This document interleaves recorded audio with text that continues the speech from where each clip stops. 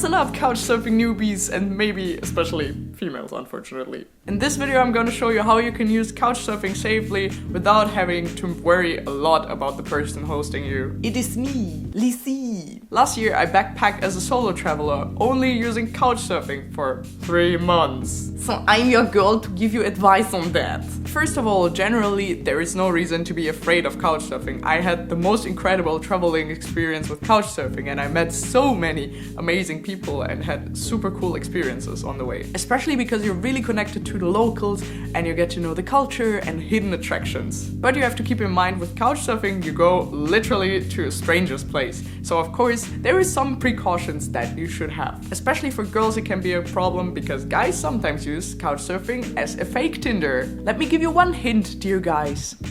It's not. But before people come rushing at me saying that I'm a bitter feminist or anything, I'm only talking about actions without consent. If you end up having a host and you end up liking that host, then do whatever the fuck you want to. But if you have a fear that something bad might happen, then those tips are for you. The profile is usually the only place where you can gather information about the person you're gonna stay over at, so check it properly. And the first thing I'm looking out for is sleeping arrangement, because there is different settings you can set. For example, it can be you have your own room, we're sleeping in the same room, or for example, shared bed. This is the #1 red flag for me where I'm like, oh hell no, I'm not gonna do this. I did this with a girl before on couchsurfing, but it was also because we were texting before that and there was some kind of trust level, and for me personally, I generally feel safer couchsurfing with women than with men. Second, nudists. Unless you're into it, of course. Surprisingly, there is a huge nudist community on couchsurfing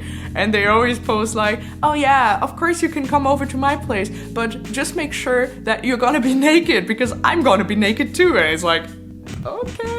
For me personally, that is a red flag because I don't know what kind of intention those people have. It's a different story to be naked around your friends or your partner or whatsoever, but if you're gonna be naked around a stranger, you have no idea what's gonna happen. So you're like, no, rather not really. 3, which is preferred gender.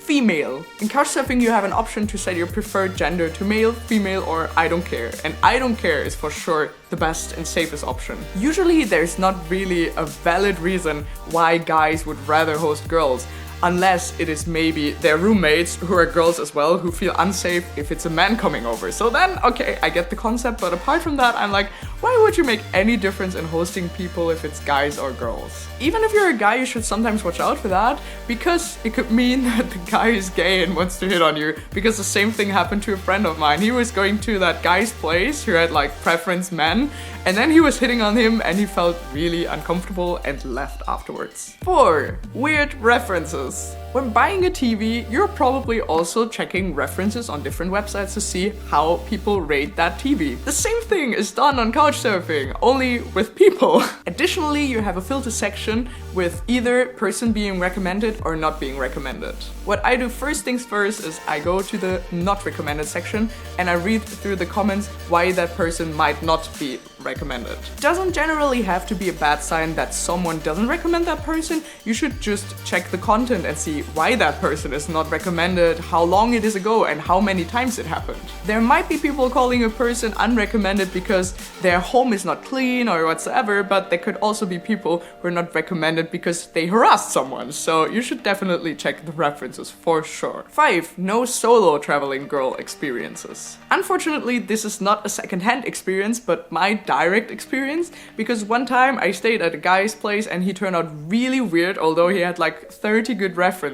After this thing that happened there, I checked back his profile and I saw that he only had guests where there were like 2 or 3 girls at once at his place, or it was just guys. So I was like, yeah, of course, if there's never just one girl coming, then he probably wouldn't try to have sexy time with 3 girls at once or anything. Concludingly, I can only say that vibes do say a lot about a person, so if you have a bad feeling about someone, don't stay with them. Your gut feeling is basically the most important thing you should trust. That's how I also managed to travel alone with couchsurfing, and look, I'm still alive! Woohoo! So thank you so much for watching, and I would really appreciate it if you would also share your couchsurfing experience in the comments. If you have any, let us know about your secret tips to avoid weirdos. Check out my other videos in my Instagram channel as well, and I would say safe travels, guys.